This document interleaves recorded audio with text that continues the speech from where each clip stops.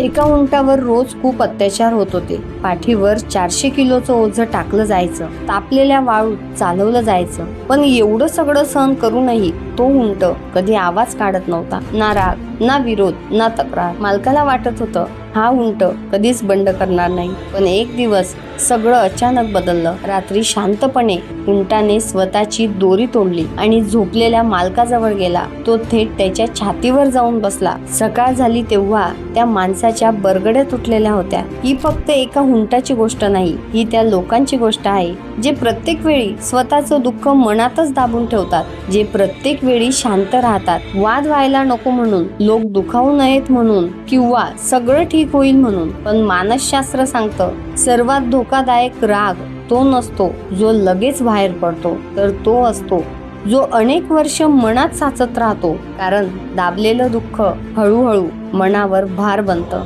आणि मग एक दिवस माणूस अचानक फुटून निघतो. म्हणून प्रत्येक वेळी फक्त समजूतदार बनून राहू नका. मनात काही त्रास असेल तर तो योग्य वेळी बोलून दाखवा. रडा, मन मोकळं करा, आपल्या माणसांशी बोला. कारण कायम शांत राहणं म्हणजे माणूस आनंदात आहे असं नसतं. विचार आवडल्यास व्हिडिओ लाईक करा, शेअर करा. धन्यवाद.